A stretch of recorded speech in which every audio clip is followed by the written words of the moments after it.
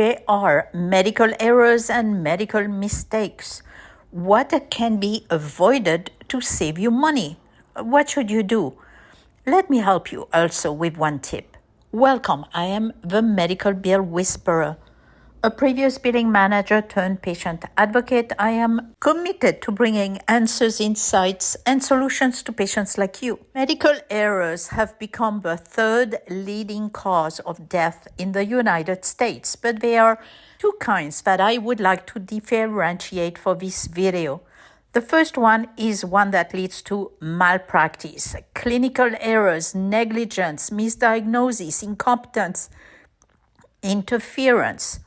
For example, failure to consider drug interaction or allergies, administering the wrong dose, misdiagnosing a condition, doing surgery on the wrong body part, practicing outside of the scope of practice of a license or training, failure to understand or look at test results, premature discharges, and more are all causes that could be detrimental to your health or even life.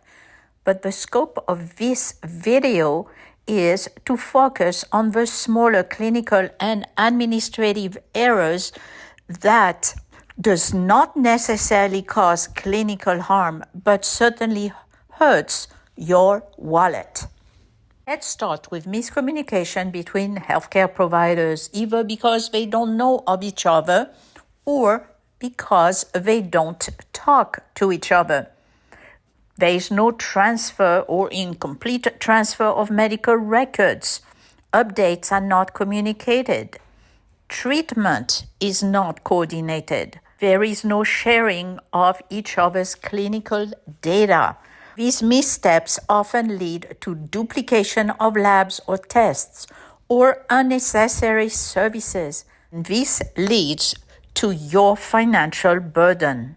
Miscommunication between you, the patient, and a medical provider can lead to misinterpretation of instructions, not following instructions to the letter, but also failing to share your medical history, family history, current treatment with another physician, or other clinical data such as test results or lab reports. This can lead again a provider to duplicate labs or tests, but also order a treatment which will not be beneficial to your health and may cause side effects. All of these will add to any potential cost. Should the patient fail to communicate updated or new insurance information or demographic data such as a new address or a new married name, a lack of authorization, denied claims, and non-payment by your insurance will definitely add to your cost or even make you responsible for the full amount billed.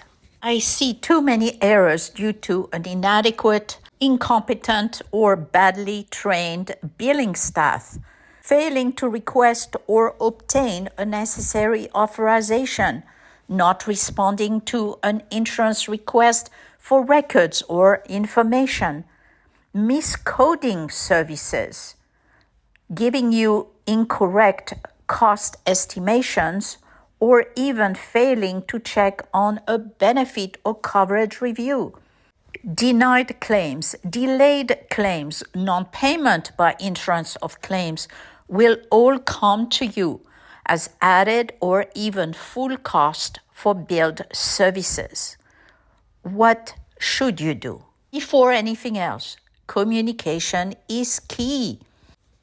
Don't forget to mention to all your treating physicians changes in prescriptions, upcoming intervention or surgery, an unplanned treatment or event such as an ER visit. Mention any failed or unsafe prescription or side effect. Share new labs or test results or reports.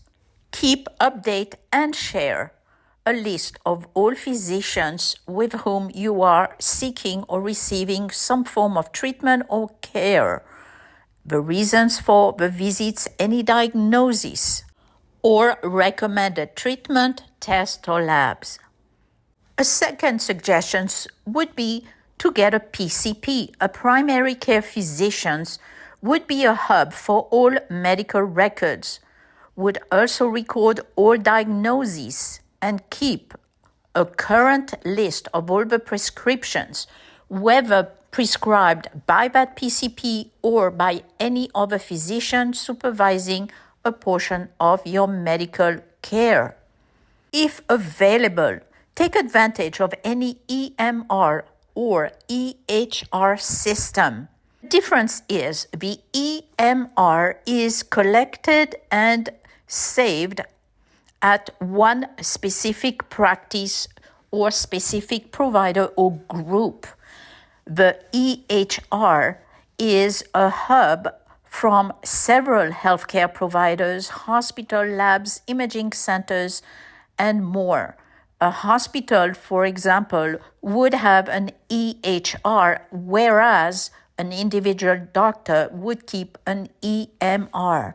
Those systems would help you keep medication lists updated or list of current providers supervising a portion of your medical care. Updates are very easy on such systems, as is written communication with your doctor. Keeping on top of things will also help your wallet. First of all, audit any explanation of benefit, that paper from your insurance that shows how a charge or a claim from a medical professional was processed and hopefully paid. If something shows as rejected or denied, it's a red flag. Do call your insurance for clarification.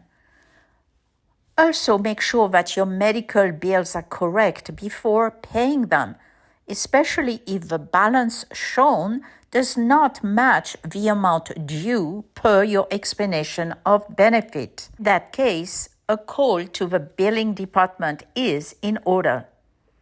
If your insurance sends any inquiry, for example, do you have a second insurance coverage?